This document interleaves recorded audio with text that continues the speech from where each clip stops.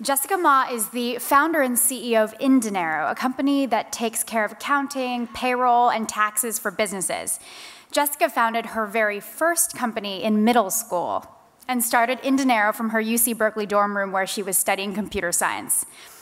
Jessica was part of the YC Summer 2010 batch. Welcome, Jessica.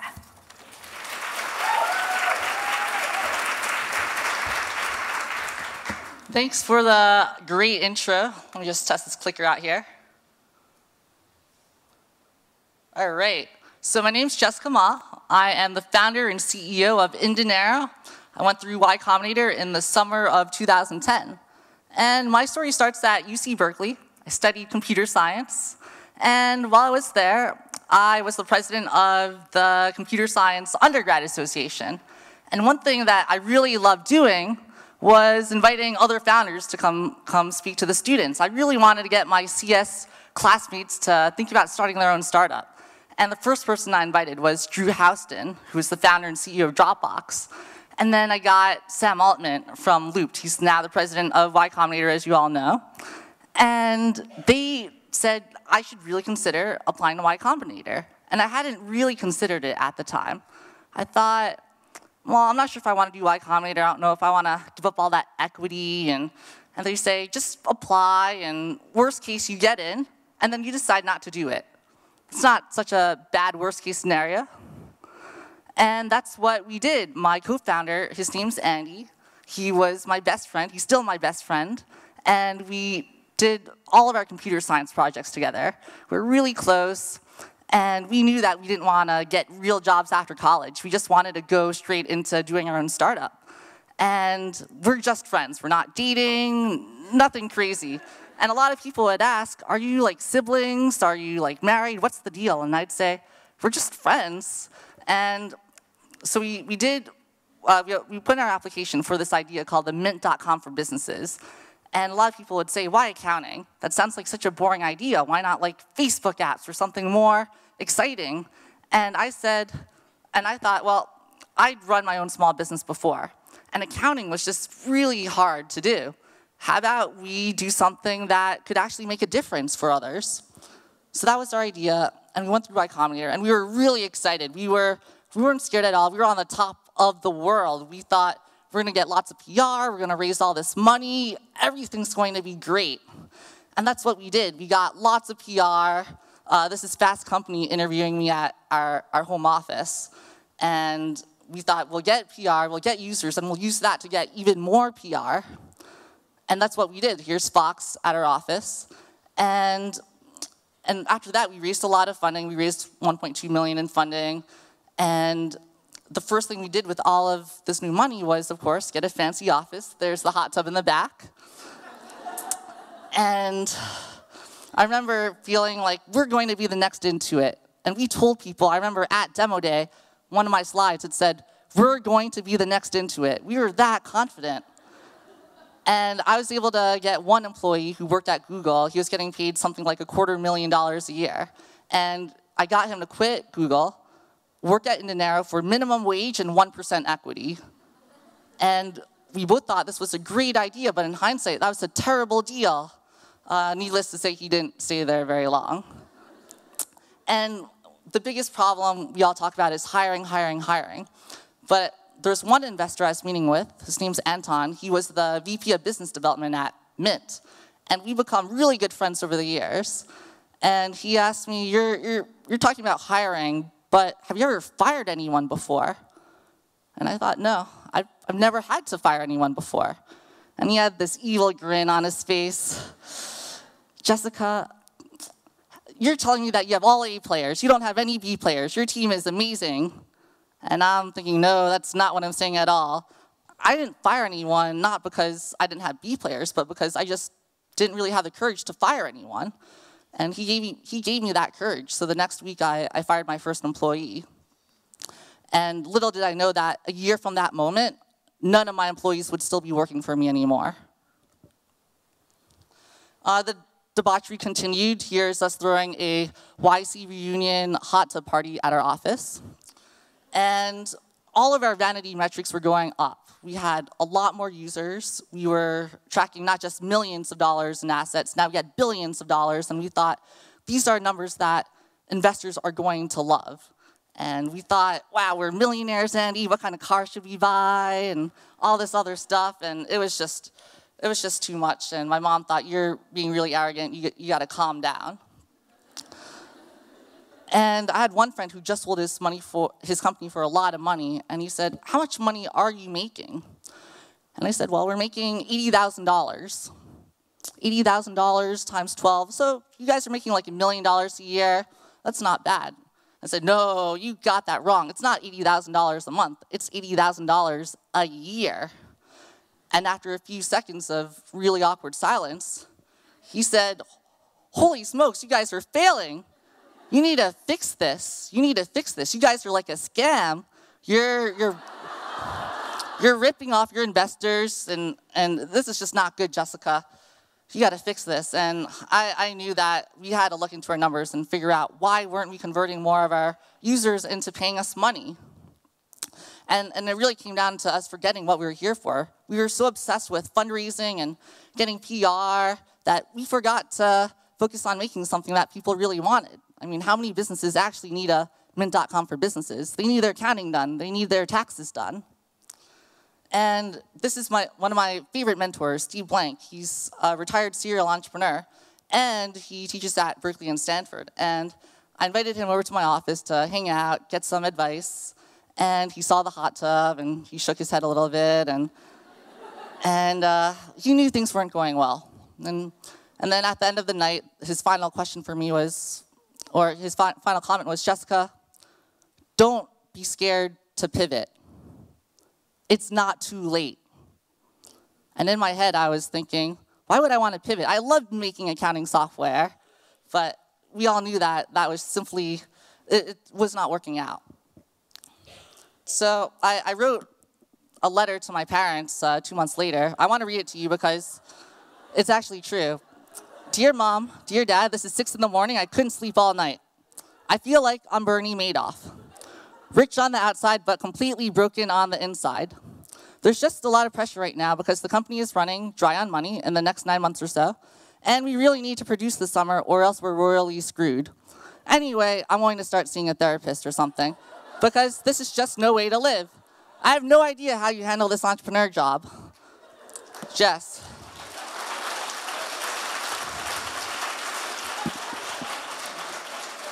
It was really bad. And my dad replied, I don't know if I was looking for sympathy or advice. Thankfully, I got both. He said, I am sorry you are feeling kind of sad. It is normal to feel bad every now and then, but you need to get over it. Although you may not be able to change the situation or other people, you can change the way you perceive them. You can look at a glass half full or half empty. And a positive outlook can better help you achieve your goals, take pleasure in many of your accomplishments, and feel good that you have supportive friends and family. And I felt a little better after that. But really, he was just kicking me in the butt. And the point that really made a difference for me was it is normal to feel bad every now and then, but you need to get over it because startups are really hard. And all of this was just self-imposed pain. If I was just failing all along, it wouldn't be so bad, but I made myself feel successful, and then I went down. So that's why it felt really bad. And as I told another YC friend of mine everything that was going on. I was very honest, and he said, what's your worst case scenario? And I hadn't really thought about this before. And then just thinking out loud, I said, well, I could get rid of the office, get rid of that stupid hot tub office. I could tell all the employees to find a new job, and then I could ask for a loan from my parents. And wait a sec, that's actually a really good idea. Why don't we do that? And he's like, no, I didn't mean that far. But I slept on that for a few nights, and I decided that this is actually what we need to do. This is the only way for us to survive. So I emailed my office broker. I told him, let's pack up the office. Here are our Aeron chairs being packed up.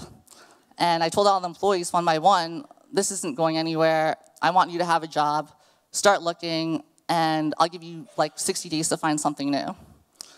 And the biggest surprise for me was that I actually felt a sense of relief from all of this. I no longer felt like I was scamming anyone.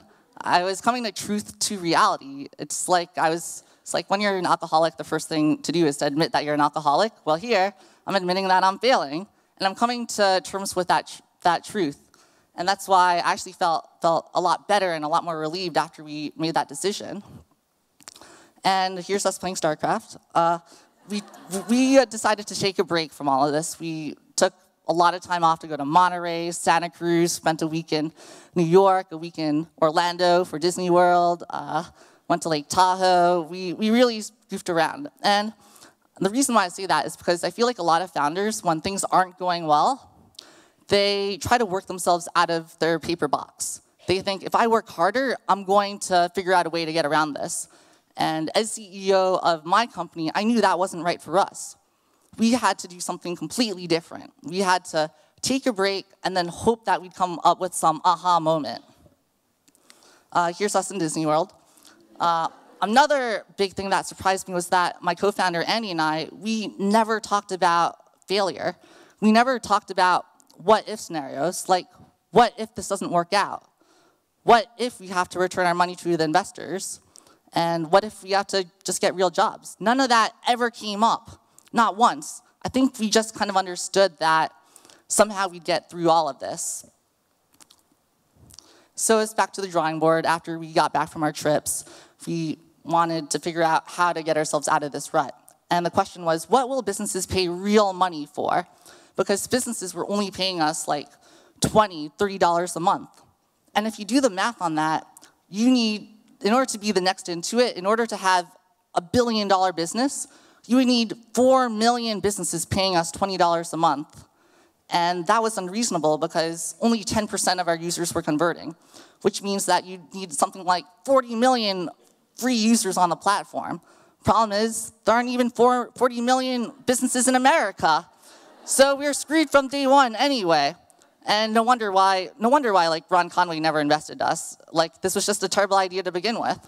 And we said, let's take a step back. How about we charge a few $100s a month, and then we'll find the solution from there. So work backwards from the solution. And Uber was taking off at the time. And our idea was, let's be Uber, but for accountants. Let's take a 20% cut out of all referrals we send to accountants, and then that way we'll actually make some real money. And then that idea led to us deciding, let's just do the accounting ourselves. Let's just do the taxes ourselves. And that's the idea today. In inDinero, we do accounting, we do taxes, we do payroll, and we're a one-stop shop. You pay us a few $100s a month, and we'll just take care of all of this for you. And that felt like a much better idea, a much crisper idea. And I scrambled to put together a sales deck. I thought this would be a hit. I called up all of my friends, and I said, we got to meet up for lunch. I've got this great accounting solution for you. And I found one friend who would meet up with me the next day. I took her out to pizza, and she said, this is perfect. This is exactly what I need. Sign me up. And I came prepared. I knew she'd say that. So I printed out a credit card payment authorization form. And I had a fancy pen, and I pushed it over the table. I said, pizza's on me, don't worry. And she filled this out, and I ran back home, and I said, Andy, guess what? We got our first customer. You can stop playing StarCraft now. And on to building the next piece of our business. And through all of this, we realized we actually didn't know how to do accounting. And now we actually had to file tax returns for these customers who offered to pay us money, even though we never figured out how to actually service them. And I decided, if I'm going to hire people to do tax returns, then I need to learn how to do it myself. So we would code during the day, and then at night, like after 9 p.m., I would study, and eventually I got my IRS enrolled agent license, so now I could actually prepare all of your tax returns.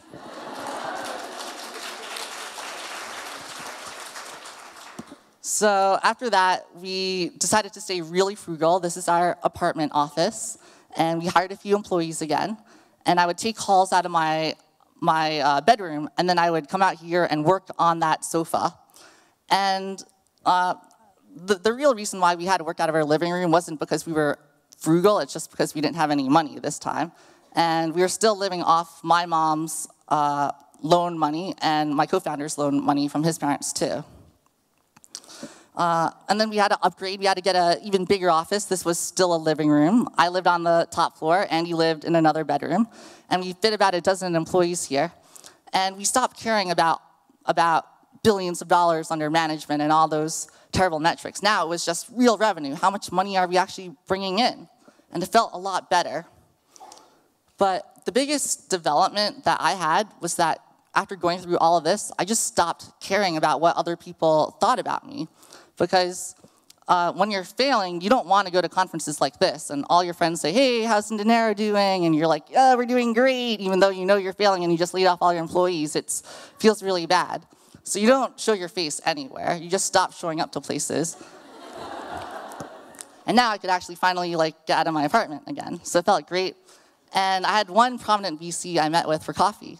And you would all know her name, but she told me, Jessica, you have to be really careful because I spoke with some other guy VCs, and you have a really strong personality.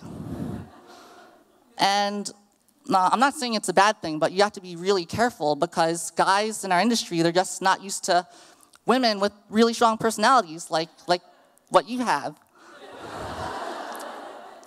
And I didn't know if I was supposed to feel insulted or what, but I was taken aback a little bit. But you don't want to shoot the messenger. She was just trying to be nice and give me some advice. And after a while thinking about that, I realized, even they might call me someone with a really strong personality, but I'm going to say that I just have unapologetic confidence. And I'm happy to say that's who I am. And now we're really happy because this week, now we have 50 employees full-time. We had our first profitable month in January. Thanks. And we're taking nothing for granted. I don't take my employees, my customers, my funding for granted, any of that. And in a way, I'm actually kind of thankful that the first version of inDinero didn't work out because back then I was just really cocky. I was just really arrogant, and I walked around with a lot of swagger, and it was just no good. I had a hot tub in my office. You don't want that. But now I'm really grounded. I'm really paranoid, maybe a little too much so, but I'm just not taking anything for granted anymore. I'm just happy that I'm still alive and I'm still in business. So to close, I want to just ask all of you, what kind of founder do you want to be? What kind of founder do you want to be when things aren't going well?